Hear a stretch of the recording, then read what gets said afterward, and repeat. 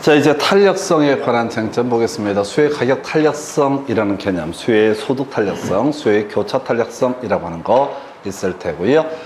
특히 수요의 가격 탄력성 관련해서는 논의의 쟁점 호동선이 용기되다라고 하는 것이 주연 이슈. 자, 기본 공식부터 가야 되죠. 그래서 자, 가격 변화율 때문에 발생한 그 재화의 수요량의 변화율이라고 하는 거. 자, 이것을 가리켜서 우리가 수요의 가격 탄력성이라고 부르게 된다. 그래서 다시 기본 공식 개념 잡으면은 자, 가격이 상승하게 되면 수요량은 감소하게 될 것이다 라고 하는 거, 이게 기본 구조가 되게 될 텐데, 자, 얼마나 자, 가격 상승에 따라 수요량이 감소하게 될 것이냐를 따져묻는 거, 이걸 우리가 수요의 가격 탄력성. 경우에서 만약에 분모가 더 크다 그러면 비탄력적, 분자가 더 크다면 탄력적, 같으면 단위 탄력적 또는 1 이런 표현을 쓰게 될 테고요. 그 다음에 분자가 0이다 그러면 완전 비탄력적, 분자가 무한대 값을 갖는다 그러면 완전 탄력적 해서, 자, 가볼까요? 자, 가격 미세한 가격 변화에 대해서 수요량이 무한히 크게 변화하는 경우, 이걸 우리가 완전 탄력적이라고 하는 무한대 값을 얘기하죠. 대체제가 있게 되면 탄력적이다 라고 할. 그래서 2번 오른편, 일반적으로 부동산 수요에 대한 관찰 기간이 길어질수록 탄력성 작아진 데서 좀 유치하게 뽑았죠. 해서 기간이 장길수록 탄력적이다, 용도 다양할수록 탄력성 커진다 라고 해서 이 대체제가 존재하는 경우 용도가 다양하다는 얘기, 같은 맥락으로 보실 것.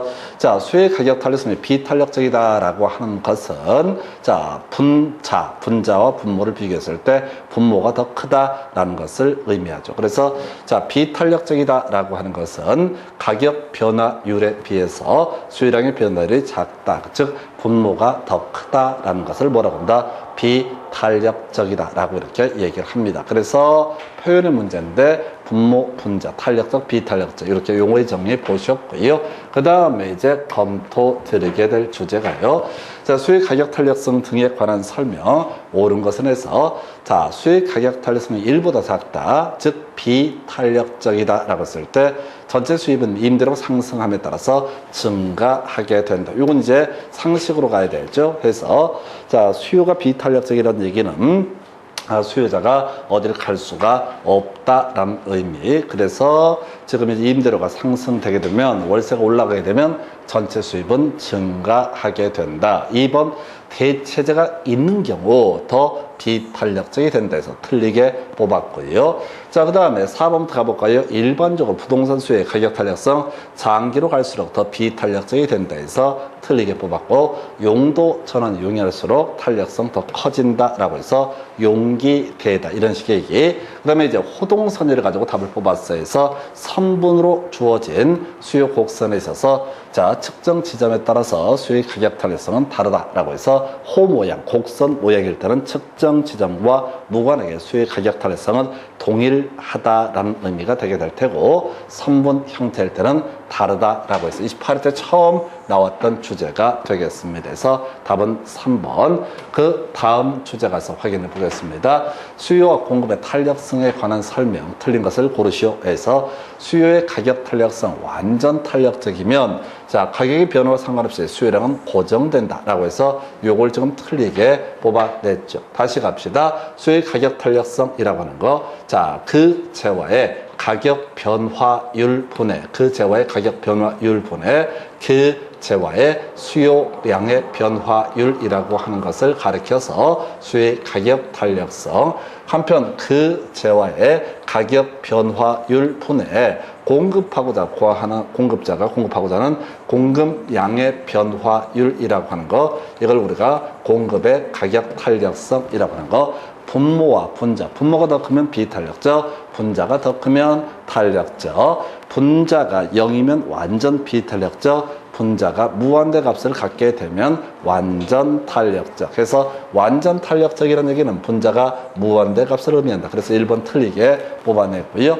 2번 공급의 가격 탄력성이 0이다 라고 하면 완전 비탄력적. 수요의 가격 탄력성이 비탄력적이란 얘기, 분모보다 수요량의 변화율이 더 작다, 분자가 더 작은 것을 비탄력적. 수요 곡선이 수직선이면은 이라고 되어 있죠. 해서 가격과 거래량 해서 수직선이다. 그럼 완전 비탄력적이라고 하는 거. 공급량에 전혀 변화, 자, 수요량의 변화가 전혀 없는 상태 0이 되는 것을 의미하죠. 그래서 완전 비탄력적 0 같은 얘기고요. 공급의 가격 탄력성이 탄력적이다라고 하는 얘기는 가격 변화율보다 공급량의 변화율이 더 크다라는 것을 의미한다 해서 하여튼 이거 실수하면 안 돼요. 그래서 탄력적, 비탄력적의 의미 분모가 분자보다 크게 되면은 비탄력적, 분자가 분모보다 크게 되면 탄력적, 그리고 0이 되면 분자가 0이 되면 완전 비탄력적, 분자가 무한대 값을 가지면 완전 비탄력적이라고 하는 거에서 요거 가지고 쟁점 삼아냈고요. 그 다음에 이제 검토 드릴 주제 수요 공급의 가격 탄력성에 관한 설명 틀린 것을 고르시오 해서 수요의 가격 탄력성이 완전 탄력적이다 라고 했을 때 수요가 증가할 경우 균형 가격은 변하지 않는다. 자, 이게 이제 30회 때 새롭게 나온 문제 유형이 되게 될 텐데 요거 뒤에서 나온 주제와 같이 연계가 되는데 미리 설명드릴 가격이 있고요. 거래량이라는 것이 있다. 자, 첫 번째 균형점이라고 하는 거 이렇게 정의를 하게 돼요. 균형점이라고 하는 거. 자, 공급이라고 하는 개념하고요. 공급하고, 그 다음에, 지금 이제 수요가 만나는 점이 어떻다? 균형점이 되게 된다. 그래서 수요가 완전 탄력적이다라고 하는 것은 이렇게 그림을 그리게 됩니다. 자, 이 상태에서 수요가 증가한다라는 얘기는 수요 곡선이 우상향, 오른쪽 위로 올라가는 모습을 보여주게 된다. 이렇게 가는 거죠. 그래서 그러면 균형 가격이라고 하는 것은 기존 가격 대비 상승하게 될 테고 거래량이라는 것도 더 증가한다. 이게 까다로워서 새롭게 나온 거야. 보통 수요가 뭐 예를 들어서 완전 탄력적일 때 공급이 증가하면 이따구로 구성하다가 지금 문제를 형태를 바꿔서 이렇게 냈었죠. 그래서 1번 지문 틀리게 뽑아냈고요. 자, 그러면 이제 응용 들어가서 하나 확인을 해볼 것이 이런 경우도 가봐야 되죠. 가격이 있고 거래량이라는 것이 있게 된다. 그래서 자, 지금 이제 공급이라고 하는 것은 일반적으로 하나 그려놓게 될 테고요. 수요가 완전 비탄력적이다라고 한번 그려보겠습니다. 수요가 완전 비탄력적이다. 수요가 증가하게 되면은 어떻게 될 것이냐라고 했을 때 이렇게 가야 되죠.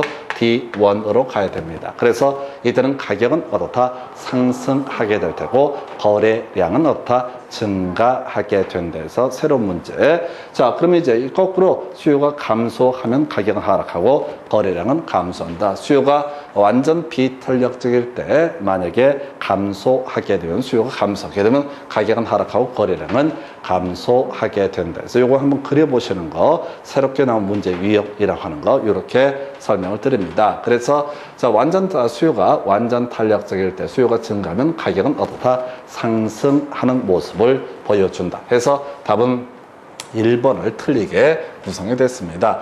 자, 대체재가 감소하게 되면 어떻다? 수요의 가격 탄력성은 작아지게 된다라고 하는 거. 해서 대체재가 많다. 그 다음에 또는 용도가 다양하다라고 하는 거. 그리고 자, 기간이 장기다. 그럼 어떻다? 탄력적이다. 대체재가 감소한다는 얘기는 비탄력적이 된다라는 의미. 공급의 가격 탄력성이 수요의 가격 탄력성보다 작은 경우 공급자가 수요자보다 세금 부담이 더 크다. 이건 정책론이랑 연계되는 부분에서 조세가 증가되거나 부과가 됐을 때 비탄력적인 사람이 어떻다? 더 많은 세금을 부담한다.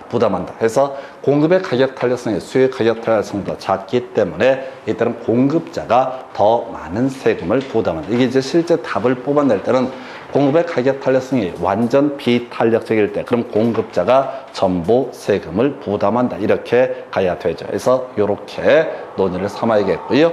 자, 그 다음에 이제 임대주택의 수요의 가격 탄력성이 1이다라고 하게 되면 수요의 이 가격 탄력성, 가격 변화율과 수요량의 변화율이 똑같다. 그러면 임대료가 하락하든 상승하든 전체 임대료 수입은 어떻다? 변하지 않는다라고 할 것. 이렇게 봐야겠고요.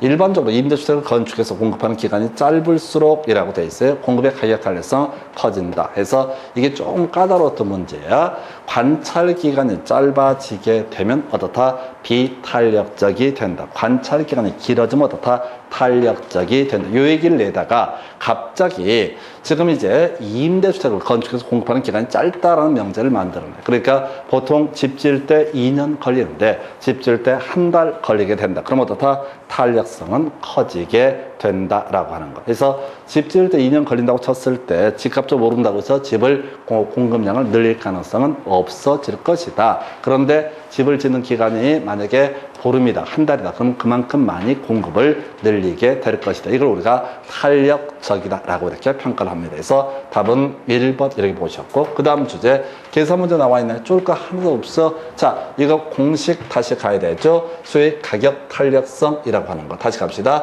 가격 변화율 분해, 가격 변화율 분해, 가격 변화에 따른 그 재화의 수요량의 변화율이라고 하는 거, 이것을 수익 가격 탄력성이라고 정의를 하게 된다. 그래서 가격이 상승하게 되면은 어떻다? 수요량이라는 것은 감소하게 된다. 이것만 마이너스가 됐었고요. 소득 탄력성이라고 하는 거, 소득 변화율 분해, 소득 변화율 분해 그 재화의 소득 변화에 따른 수요량의 변화율을 가리켜서 바로 소득 탄력성. 그래서 자, 이때 소득이 증가하게 된다. 그러면 수요량이라는 것 또는 수요라는 것은 증가하게 된다. 이런 식의 논리고죠.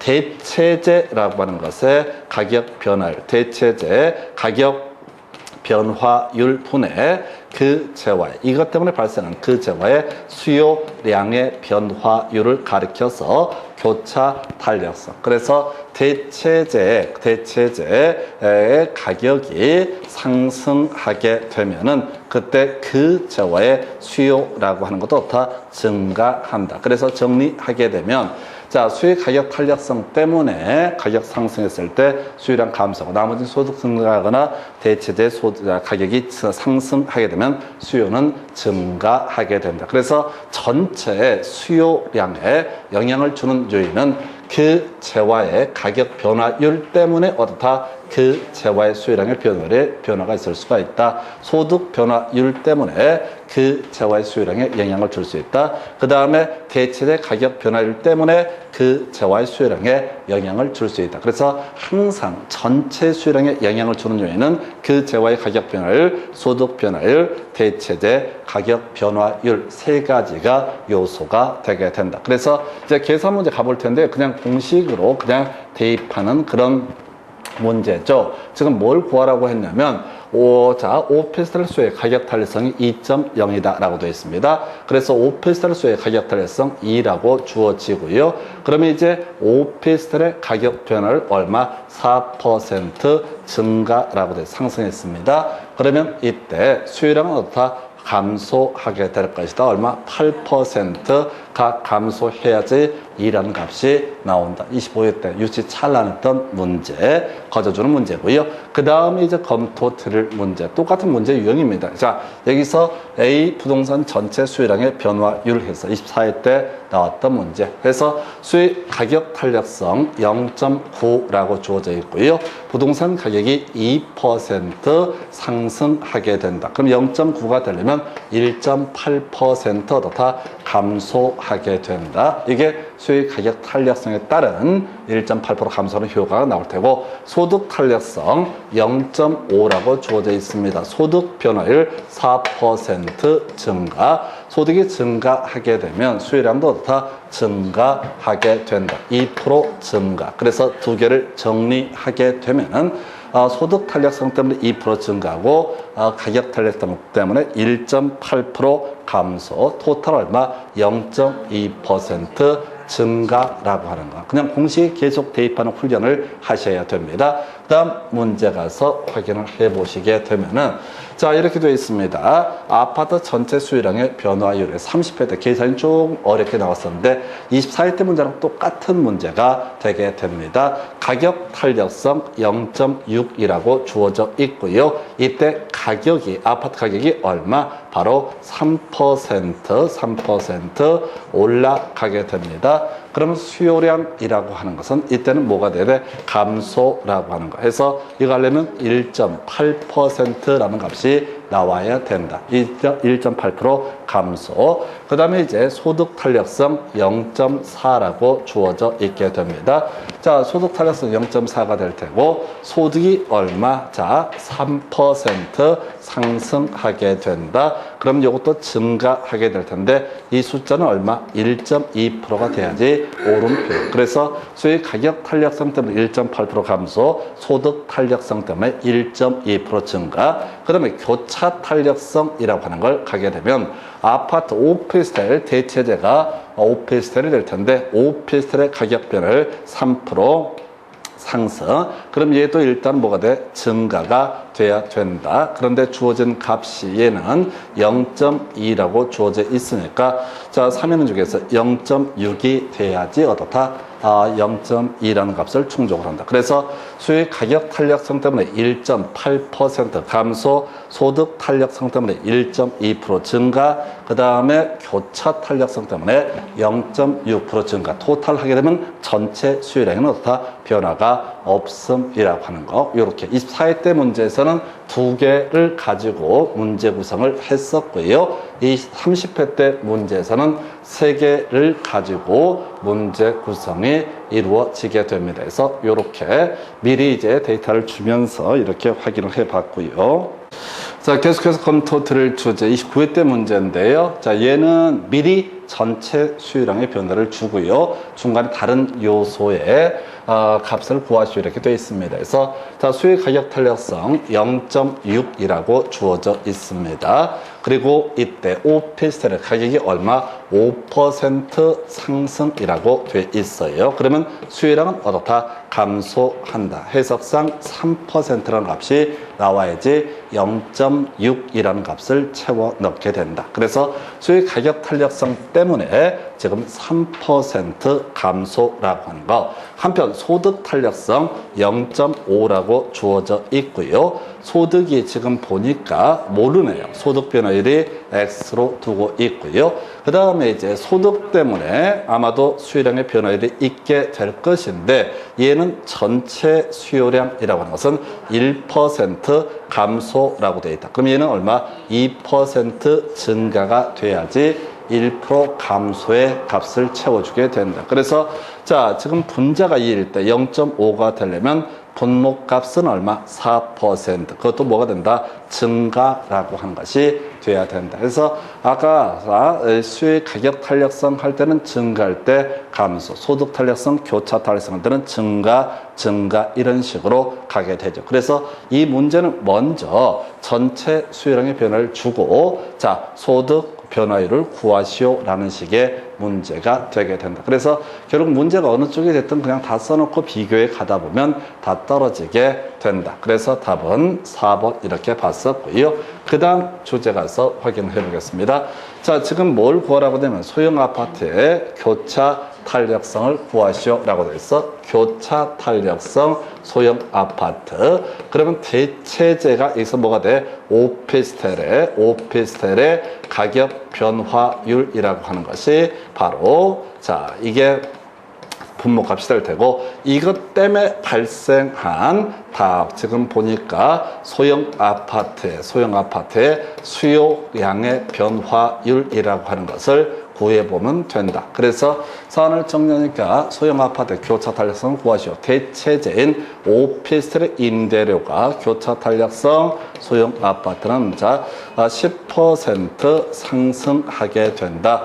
이것 때문에 소형 아파트 임차 수요가 얼마? 5% 증가 맞죠? 예, 그래서 0.5라고 하는 것이 교차 탄력성이 되게 된다. 그리고 당연히 대체재가 돼야 되겠죠. 그래서 대체재 가격이 상승하면 그 재화의 수요라고 하는 것도 다 증가하는 케이스. 그래서 대체재 이렇게 가게 됩니다. 그래서 답은 4번으로 구성을 했던 사례 이렇게 하나 보셨고요. 그 다음에 이제 검토 드리게 될 주제. 자, 지금도 뭐 복잡하게 되는데 A, 아파트의 가격 탄력성, 수요의 가격 탄력성을 구하시오 라고 되어 있고, 다세대 교차 탄력성을 구하시오 라고 되어 있습니다. 자, 먼저 아파트의 가격 탄력성. 자, 아파트의 수요의 가격 탄력성이라고 하는 거, 아파트의 가격 변화율 16% 상승함에 따라서 수요량은 감소해야 될 겁니다. 그래서 아파트의 수요량이 얼마? 4% 감소했다라고 되어 있습니다. 그러면 이건 4분의 1이니까 0.25라고 하는 것이 바로 첫 번째가 아파트 매매수의 가격 탄력성이라는 값이 되게 될 것이다. 그 다음에 이제 두 번째가 다세대 교차 탄력성을 구하시오라고 해서 교차 탄력성 다세대, 그러면 관련 지역가 하나밖에 없거든요. 대체제가 하나밖에 없을 겁니다. 아파트의 가격 변화율이라고 하는 것이 분모값이 되게 될 테고, 그 다음에 이것 때문에 발생한 다세대 수요량의 변화율이라고 하는 거. 자, 다세대 수요량의 변화율 8% 증가라고 되어 있습니다. 그래서 아파트 가격 변화율 16% 상승함에 따라서 이것 때문에 다세대 매매 수요가 8% 증가해서 2분의 1, 0.5라고 하는 것이 다세대 교차 탄력성. 그리고 지금 아파트 가격 상승에 따라서 아파트에 대한 매매 수요가 감소할 것인데, 이때 다세대 수요가 증가한다는 얘기는 어떻다? 대체제 관계에 해당이 된다. 해서 사실은 이 문제 같은 경우는 대체제까지 갈 필요도 없고요. 두 개만 맞추게 되면은 답 1번 다 골라내실 수가 있습니다. 그래서 자, 거의 한 문제 구성하는 영역이고요. 요거 몇 번 하다 보면 딱 떨어지는 그런 맛이 느껴지게 될 겁니다. 그래서 하여튼 답은 1번. 그 다음 주제. 자, 지금 이 문제에서는 자, 소득 탄력성이라고 하는 거, 아파트 가격 상승 등 주면서 지금 뭐라고?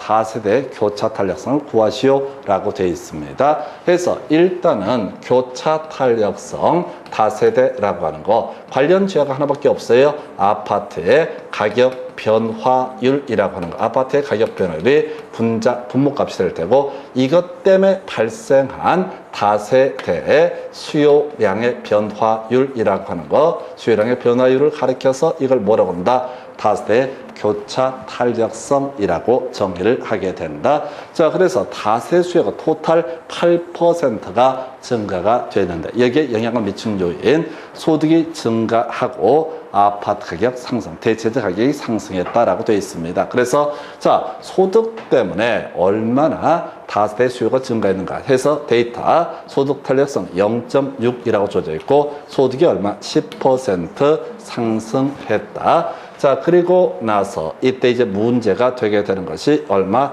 6% 증가가 돼야지 이게 소득 탄력성의 수식에 맞게 된다. 그래서 의미상 다세대 주택의 수요에 영향을 주는 요인 중에서 소득이 10% 증가함에 따라서 다세대 수요가 얼마? 6% 증가했다라고 하는. 그러면 자, 아파트 가격 5% 상승 때문에 결과적으로 얼마? 2%가 수요가 증가해야지 토탈 얼마? 8%의 수요가 증가한다라는 의미가 되게 됩니다. 자, 그래서 지금 이제 결과적으로 아파트 가격 5% 상승함에 따라서 이것 때문에 발생한 다세대 수요라고 하는 걸 얼마?